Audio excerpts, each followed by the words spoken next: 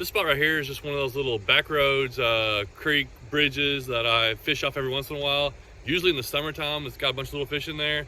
It's middle of February, so I'm gonna check it out, see if there's any fish active.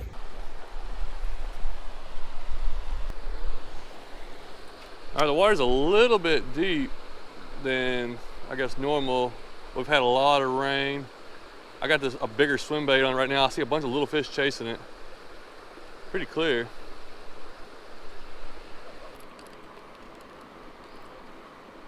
All right, let me downsize this little crappie magnet. And I saw some little sunfish, I think, hitting at it. So we'll see if we can get those.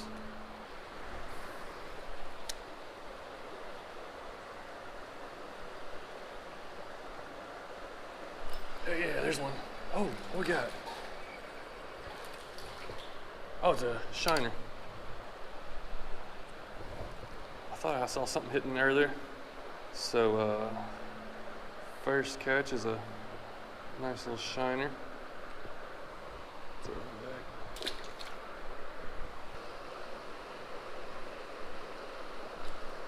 Oh yeah.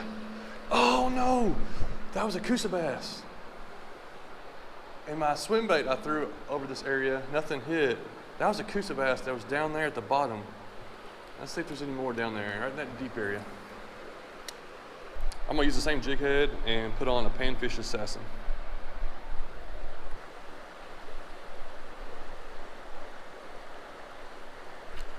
Yeah, no! I lost it again. I'm pretty sure that was the same bass.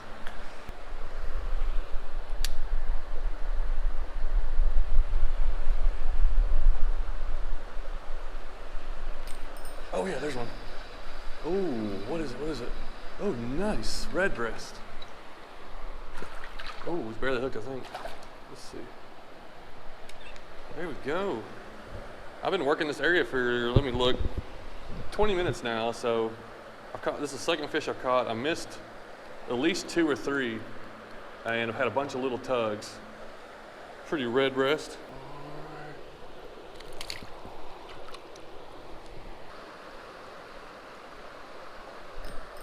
Got it. There's the Coosa bass. Yes. That's what I want. You stinking fish. Well, I guess I should have grabbed him, but I caught him. I count that. I wanted to look at that. I think maybe my first Coosa bass of the year. But I'm just working the same little area here, just going really slow, just going over it and over it and over it. That was a pretty nice little fish.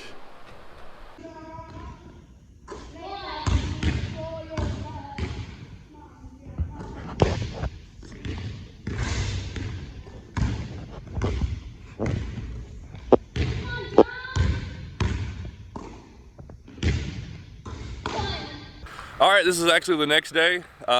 It's another pretty warm day, and I'm at a different bridge, at a different creek, and we'll get back to the fishing. Oh, I love this spot right here. If you've watched many of my videos, you've probably seen me fish from this little area.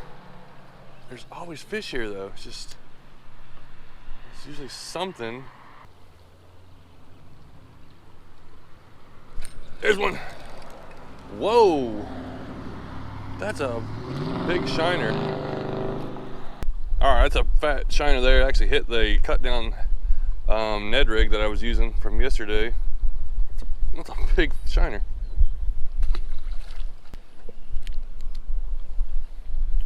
I like to take it and swing it up under the bridge while I'm standing on it. Swing it up into there and kind of work it along this. Oh, yeah. Oh, nice fish. Oh, came out. Had to pull him a long way. That was a largemouth. That was a good largemouth. See, it worked. Swinging it up under the bridge, just kind of reeling it in across the concrete bridge area of it. That was a good bass.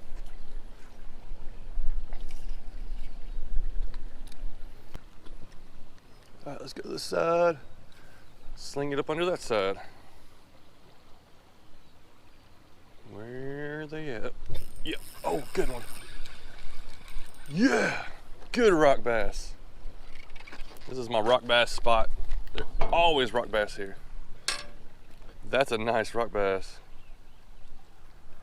This is actually the same bridge that I caught the biggest rock bass I ever caught. If you haven't watched that video, that was like from 2 years ago. I caught one that was like 12.5 inches long. No, 10.5 inches long, but it was just huge.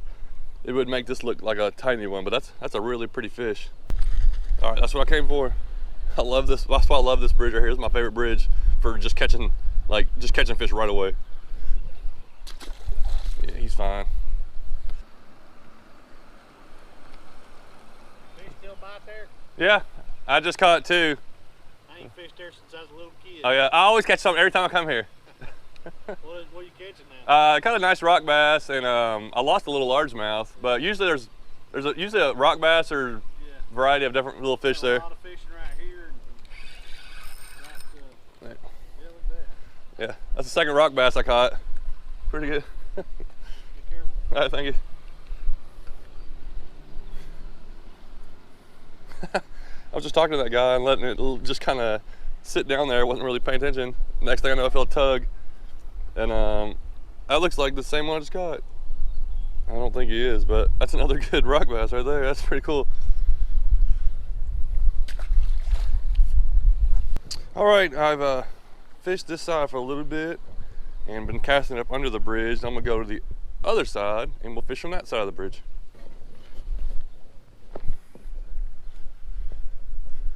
I fished this creek so many times that a lot of times there's fish right on the edge where if you walk up really quietly, you won't scare them off, but if you walk up and stick your head over the edge of it, you'll spook them. All right. That little corner right there, that's always the best place for the biggest fish. Oh, there's a broken piece of fishing line coming off that where somebody got tangled up on that. There's one. Another good rock bass. I think he was digging. He's a lot more active, a lot more energetic today than they were. Oh, my bad. When he swam back off on. Those guys are tough. Fish are tougher than most people think. That one hit that concrete block and fell back down there and swam off. You know, maybe a little bit injured, but I'm pretty sure he's gonna be fine.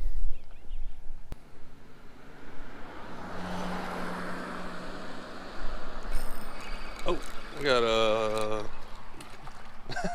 I'm throwing fish every which way. I had him half out of the water and threw him back in. I don't know what that was. It could have been a largemouth or a shiner. I just barely got a glimpse of it. They are hungry. Hungry today. Come on, take it. Something pecking at it. Oh, no. What happened? What did I do? I broke my line somehow.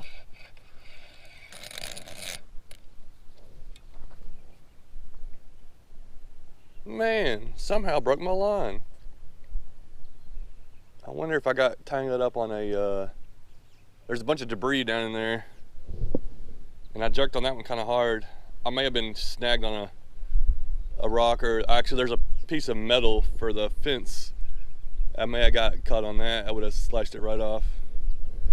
Well, I'm gonna put one more on there and we'll fish this spot a little bit more. I think there may be another fish in here.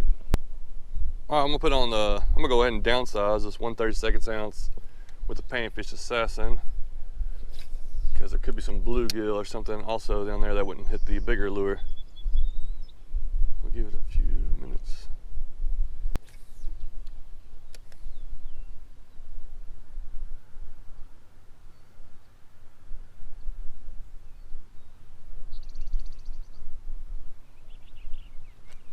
Oh, got a fish.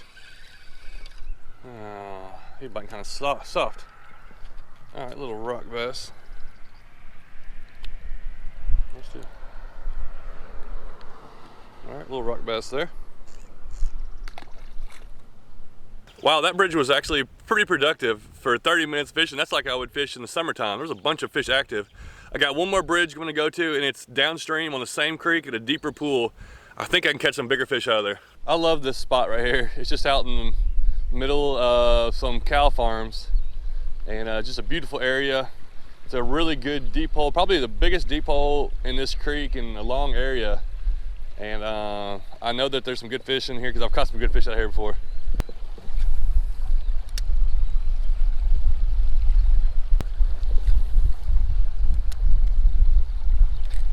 Oh, whoa! What was that? Haha! Look at that. There's a scale. Look at that scale.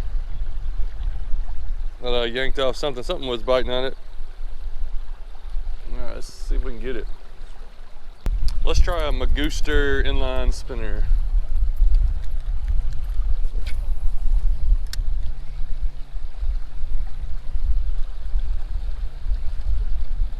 Whoa! Something hammered that thing. I don't know how I didn't get hooked. Little fish are like following it, pecking at it. I don't know if they're shiners or what. Something just keeps hitting at them. Uh-oh. Come back to me. Man, I may have lost the spinner.